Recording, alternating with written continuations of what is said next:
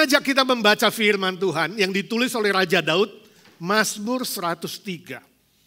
Mazmur yang sangat terkenal, ya, ditulis pada masa tuanya, ketika dia mengenang kembali bagaimana pekerjaan Tuhan, karya Tuhan dalam hidupnya.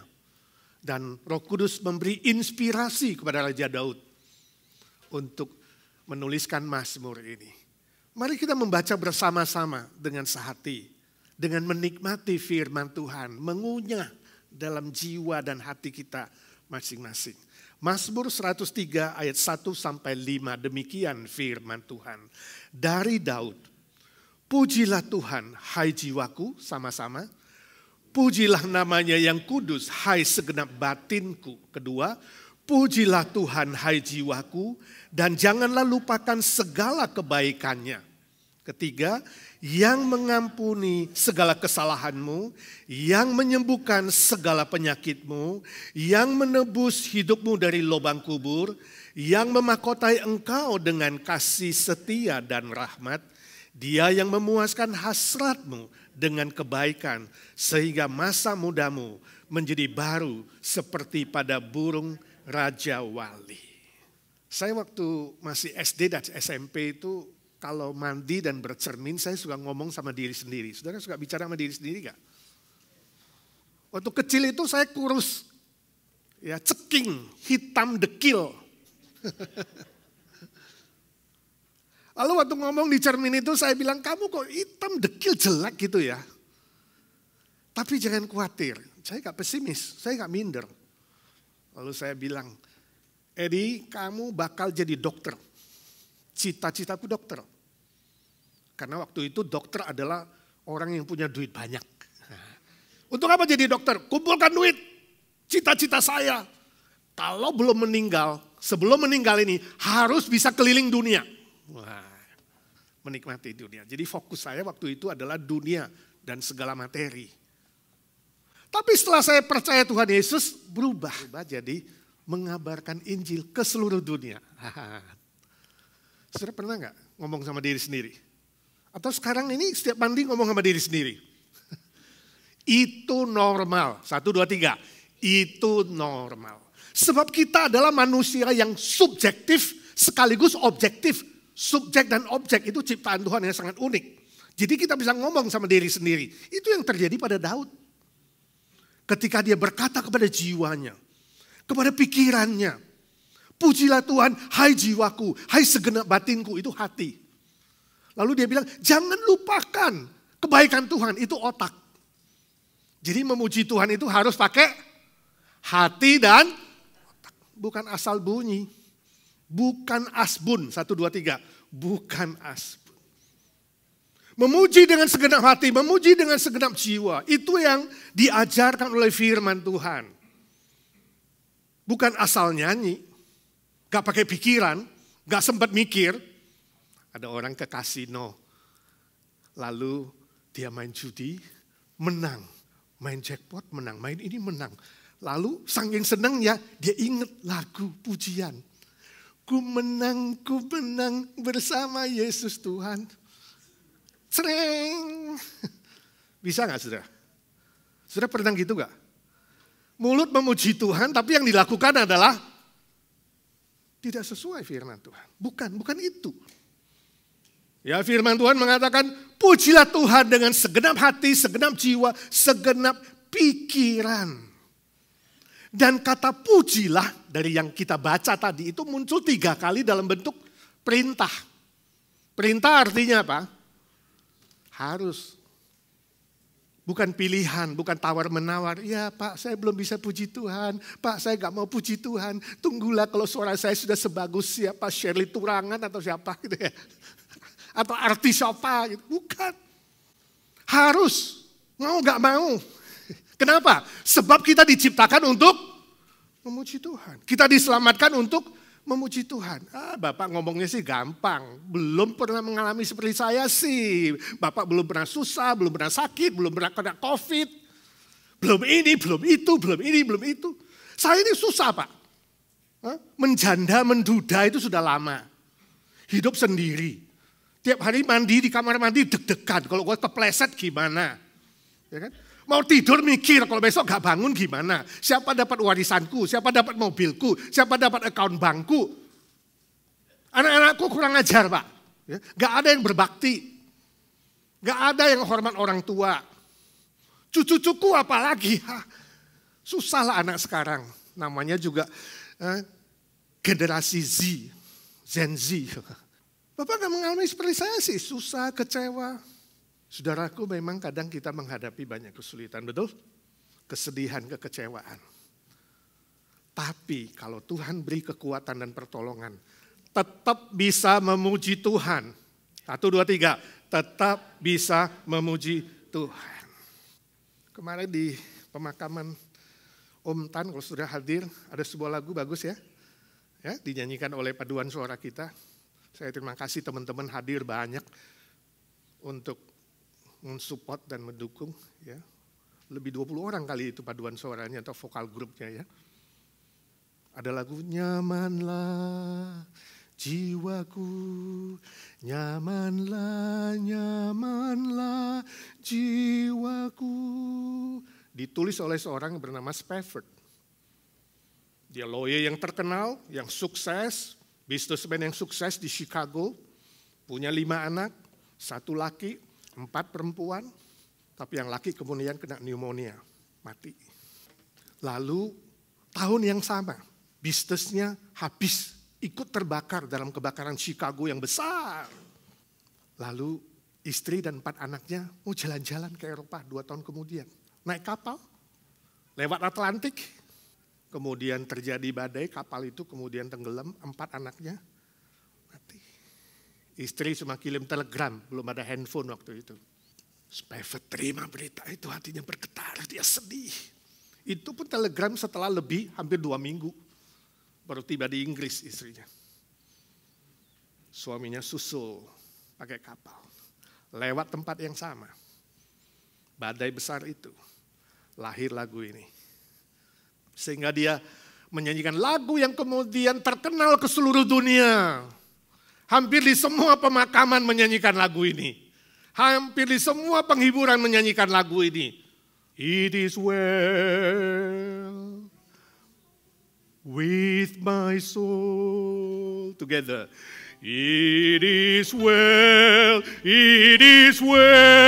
with my soul. Memuji Tuhan di waktu susah. Semua anak mati. Luar biasa. Yakin bisa kalau mau. Jadi memuji Tuhan itu adalah sebuah keharusan. Dan Daud kemudian memberikan kita 3 alasan di sini. Yang pertama, karena kita sudah diselamatkan. Jadi kalau orang tanya, kenapa sih lu orang Kristen nyanyi-nyanyi terus? Susah nyanyi, ya kan? Sedih nyanyi, senang nyanyi, mati juga nyanyi. Sebab kita sudah diselamatkan Tuhan. 1, 2, 3. Kita sudah diselamatkan Tuhan. Ayat 3a, Tuhan mengampuni kesalahan. Daud mengalami itu ketika dia berdosa, berzina dengan Batseba, membunuh Uria, melakukan banyak dosa yang lain. Tapi ketika dia merenungkan, terima kasih Tuhan Engkau mengampuni aku. Tuhan mesembuhkan penyakit kita. Jasmani, tapi yang paling penting apa? Rohani. Daud mengalami itu. Dan ayat 4a, Tuhan menebus kita dari lubang kubur. Melepaskan kita dari maut. Dan Daud mengalami itu. Baik di bumi, secara fisikal dia mengalami itu. Dan dia juga mengalami secara spiritual. Sepanjang hidupnya. Dia mengalami karya Tuhan. Saudaraku, saya tidak tahu hari ini kamu sungguh-sungguh selamat gak duduk di tempat ini. Kalau hari ini saudara pulang dan malam ini tidur, tidak bangun lagi besok. Saudara yakin di surga enggak? Halo? Kalau tidak, dengan hati yang rendah saya katakan, terima Tuhan Yesus. Terima salibnya yang sudah mati bagimu, menebusmu. Dan terima kebangkitannya. Itu kata Alkitab. Barang siapa yang mengaku dengan mulut. Jangan malu, jangan sungkan. Mengaku dengan mulut. Percaya dengan hati. Yesus mati bagimu dan bangkit bagimu, maka engkau pasti diselamatkan. Amin. Saya rindu saudara, sungguh-sungguh diselamatkan. Itu yang menjadi kekuatan, itu yang menjadi dorongan, motivasi. Kita selalu memuji Tuhan. Suatu hari seorang bapak ajak temannya, juga seorang bapak teman kantor, ke rumahnya makan malam. Ya, katakanlah si A ajak si B. Lalu sampai di rumah A, pintu dibuka, A melihat istrinya lalu berkata dengan manis, "Hai istriku, apa kabar? Hari ini hari yang indah dan kamu kelihatan cakep. Saya bawa teman mau makan malam." Ya kan? Lalu dia cium istrinya, dia hak istrinya siapkan makan malam. Lalu setelah makan, ya, dia memuji istrinya, "Oh, makanannya enak. Ya, terima kasih istriku." Begitu manis, begitu indah relasi itu. Lalu waktu istrinya gak ada, si B tanya sama si A, "Kenapa kamu begitu manis dan baik sama istrimu?" Lalu si A bilang, "Itu sudah selayaknya. Ya, dia mengatur rumah tangga, masak, dia ngatur anak-anak. Ya, saya harus menghargai, itu sudah selayaknya. Sehingga hidup kami selalu harmonis dan indah dan bahagia." Wah, B dapat ide. Karena dia jarang-jarang memuji istrinya. Ya. Lalu B pulang. Begitu buka pintu, istrinya, dia, "Hei istriku, hari ini hari yang indah. Kamu kelihatan cakep. Aku mau terima kasih, aku senang punya istri seperti kamu." Lalu istrinya nangis. "Hari ini hari yang jelek. Anakku Stephen berantem di sekolah. Dan kulkas kita rusak dari tadi pagi, semua makanan di situ rusak. Dan begitu lihat kamu mabok lagi. Oh Tuhan, what a bad day." Ini contoh. Suami yang terlalu lama sekali tidak pernah menghargai istri. Sehingga istri merasa ini pasti mabok nih. Gak mungkin lah, dia sejak kawin gak pernah say thank you. Sekarang tiba-tiba thank you, muji-muji, ini pasti minum kebanyakan ya lo. Saudara, izinkan saya tanya. Berapa lama saudara menjadi orang Kristen? 10 tahun, 20 tahun, 30 tahun? Berapa lama saudara telah tidak menghargai anugerah Tuhan? Berapa lama? Take it for granted. Tidak menghargai, meremehkan. Hari ini katakan, "Tuhan, ubah aku menjadi baru." Amin. Aku ingin berubah Tuhan, lebih baik. Ya Tuhan, jamah aku dengan kuasa-Mu. Itu lagu yang terkenal ketika Bill Gates menulis lagu He Touched Me. Ketika tangan Tuhan menjamah hatimu, menjamah pikiranmu. Di situ berkarya. Jangan menjadi pura-pura selamat. Atau kadang-kadang selamat, kadang-kadang tidak. Tapi katakan kepada dirimu, aku yakin aku diselamatkan. Sebab Tuhan mengubah aku menjadi baru. Jamah aku Tuhan. He touched me. Oh, He touched me. And oh, the joy that floods my soul. Something happened, and now I know He touched me and made me whole.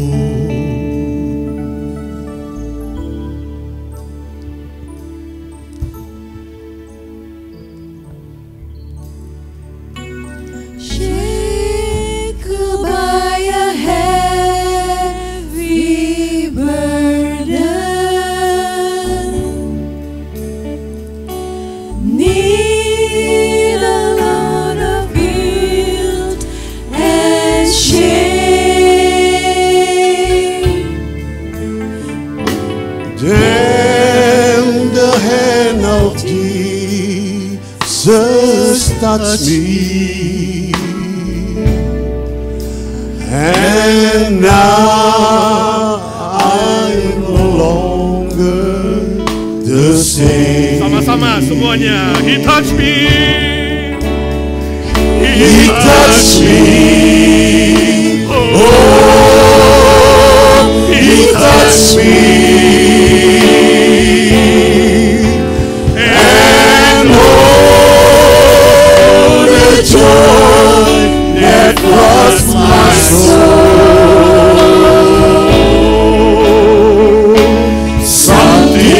Something happened, and I know He touched me and made me whole. Indonesia. Dia siapa Ya Jamal sedang hidupku dan berdamai di hatiku. Semua berubah dan aku tahu Yesus jamah ku jadi baru. He touched me. He touched me. He touched me. Oh, He touched me. And oh, the joy that floods my soul. Semuanya nyanyi. Something happened, and now I know He touched me and made me whole. Something happened. Yes, Lord. Something happened, and now I know Semua berkata, He touched me. yes, Lord.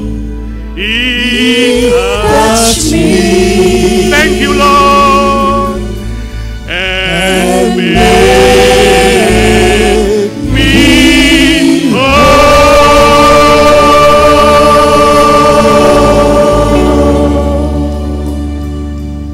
Amen. Yang kedua, kenapa kita harus selalu memuji Tuhan? Karena Tuhan memberikan anugerah dan berkat-Nya. 1, 2, 3. Karena Tuhan memberikan anugerah dan berkat-Nya. Ayat 4b. Di situ muncul istilah kasih setia dan rahmat. Kasih setia adalah anugerah, rahmat adalah berkat. Tuhan memberikan itu. Raja Daud mengalami itu. Anugerah dan berkat yang baru. Anugerah dan berkat yang baru. Setiap hari. Berkat demi berkat. Sehingga kemudian dia menuliskan Mazmur 23. Tuhan adalah gembalaku. Takkan kekurangan aku. Dia mengalami itu. Hari ini sampai detik ini. Raja Daud adalah Raja Israel yang paling sukses. Yang paling dihormati. Lepas dari dosanya.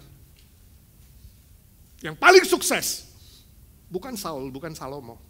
Tapi Daud. Sehingga bendera Israel memakai simbol bintang siapa? Bintang Daud. Dia mengalami anugerah dan berkat setiap hari. Itu yang kemudian ditulis Rasul Paulus. Allahku akan mencukupkan segala kebutuhan kita. Sesuai dengan kekayaan dan kemuliaannya. Anugerah dan berkat. Apapun yang terjadi. Ya. Sebab itu saudara datang kepada Tuhan. Datang kepada Tuhan dan katakan semua kebutuhan saudara secara lengkap dan detail. Tuhan lebih tahu apa saudara lebih tahu? Kadang-kadang kita pikir ini kebutuhan kita, tapi Tuhan bilang no, ini yang ini. Kamu minta Honda, enggak, kamu butuh itu Mercedes. Misalnya kan. Tuhan lebih tahu. Suatu kali seorang ibu sudah masak-masak di dapur, dia bilang sama anaknya, anakku, Coba telepon papamu, tanya jam berapa pulang. Oh, makan jam berapa. Itu telepon mama di atas kulkas. Lalu anaknya lari-lari ke kulkas ambil telepon. Telepon bapaknya. Sudah telepon, dengar sebentar. Anaknya tutup. Lalu mamanya mengatakan, loh, papa bilang apa? Jam berapa dia mau pulang? Kok kamu diam aja?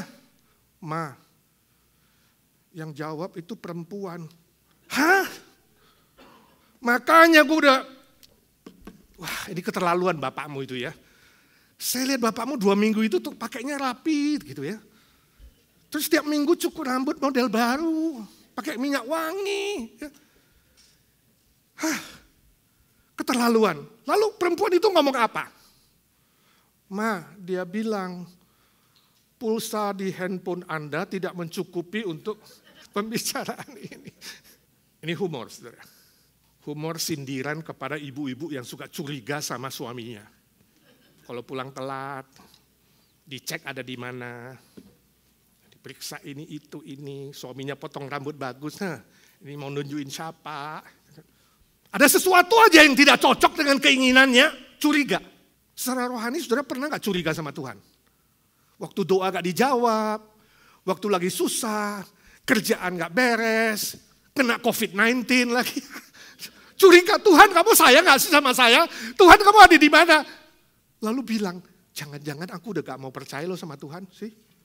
Hanya karena di bumi ada beberapa masalah, lalu saudara gak mau percaya, saudara lupa salibnya dan kebangkitannya.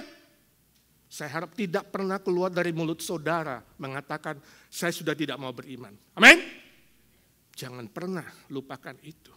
Apapun yang terjadi, saya senang dengan lagu yang dinyanyikan Melky. Waktu dia habis kena COVID, dia gak salahkan gereja, dia gak salahkan lingkungan, dia gak salahkan kerjaan, dia gak salahkan teman. Dia bersaksi bilang apapun yang terjadi Tuhan tetap baik. Lagu yang dinyanyi oleh pendeta Niko, ya, apapun yang terjadi.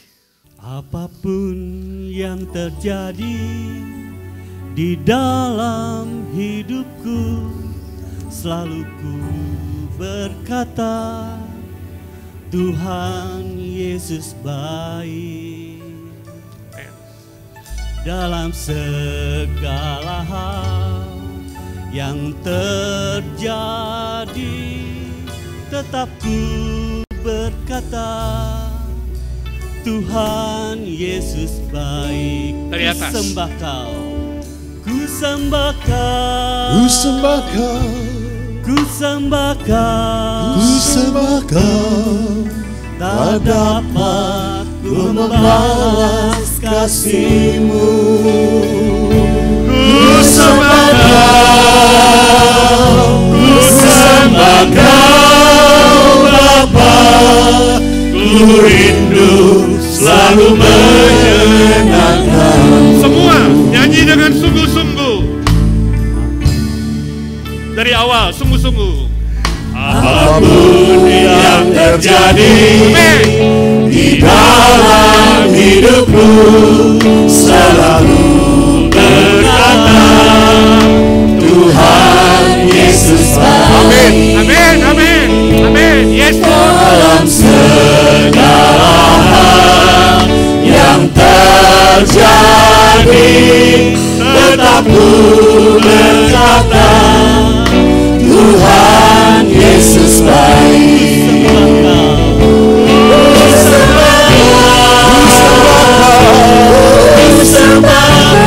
sembah kau, tak dapat ku membalas kasih-Mu. Ku sembah kau Bapa, ku rindu selalu menyenangkan. Ku rindu selalu menyenangkan. Ku rindu ya Tuhan. Ku rindu selalu menyenangkan-Mu.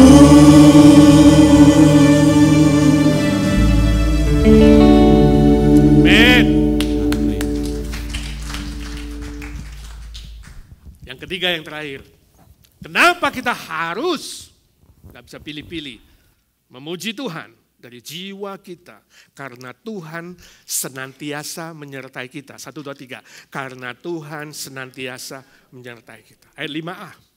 Istilah memuaskan hasrat dengan kebaikan Tuhan itu menunjuk kepada penyertaan Tuhan. Hasratnya Daud, keinginannya supaya terus disertai. Dan Daud mengalami. Dan istilah masa muda, padahal dia udah tua, itu adalah kekuatan. Jadi Mazmur ini berlaku untuk yang muda dan tua. Bukan soal fisik, tapi kekuatan jiwa, kekuatan batin.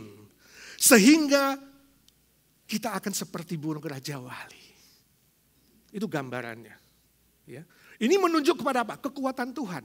Jadi penyertaan Tuhan memberikan apa? Kekuatan. Itu kekuatan terbesar.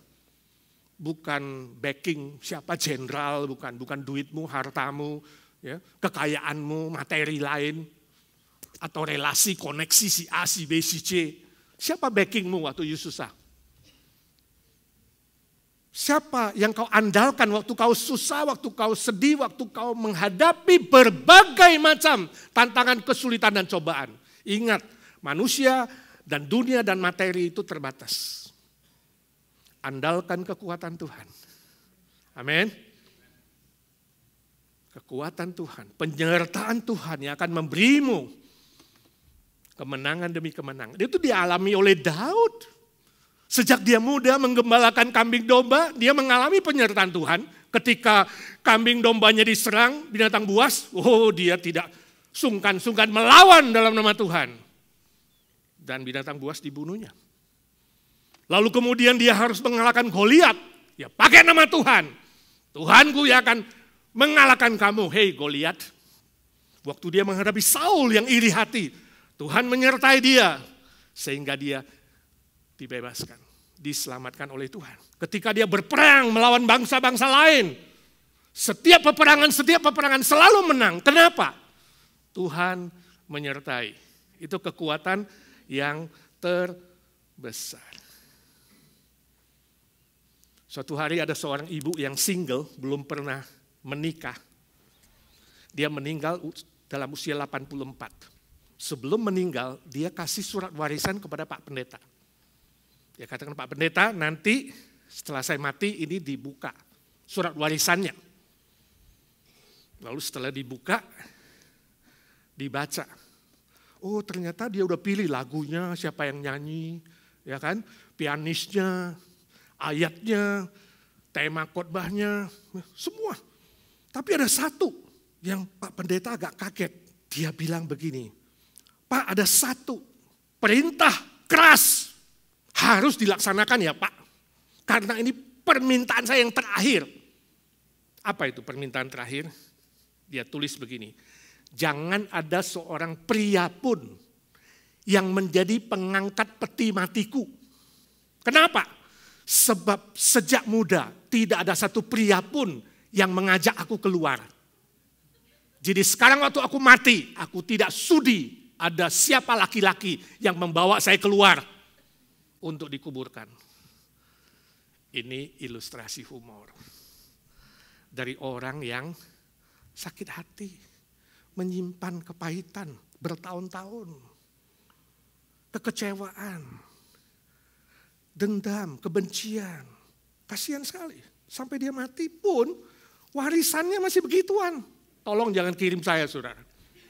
Jangan titip saya warisan, saya minta tolong jangan kirim ya. Kalau mau ya udah yang langsung aja. Sebelum mati, jadi kita bisa diskusi, Pak mobil untuk pembangunan. Ya kan?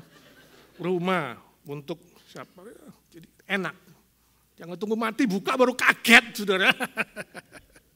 Ini humor saja tuh saudara. Ya. Memang di dunia ini banyak kesusahan, banyak kekecewaan, banyak penderitaan. Tapi penyertaan Tuhan akan memberi saudara kekuatan, amin.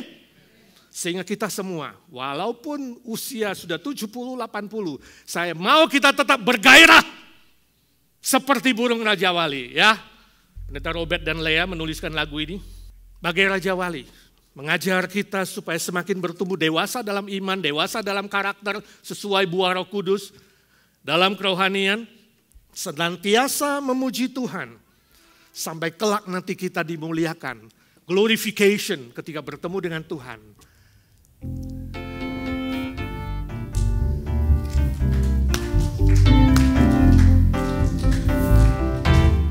Bagai Raja Wali melintasi gunung tinggi, bagai Raja Wali melintasi badai hidup. Dibawa kepak sayapmu, kau bawaku terbang tinggi, melintasi langit biru, bagaikan Raja Wali. Tangannya.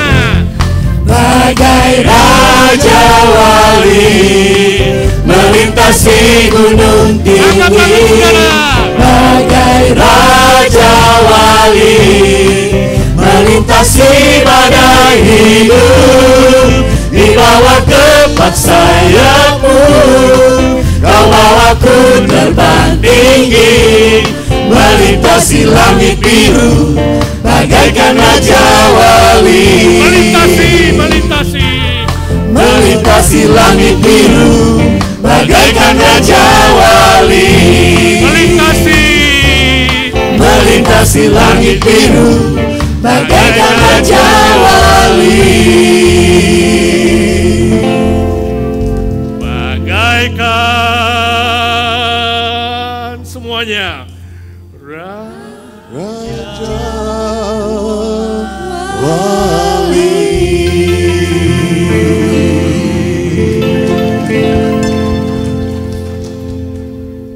Ya Tuhan, seperti Raja Daud, kami mau memuji nama Tuhan sepanjang hidup kami, apapun yang terjadi.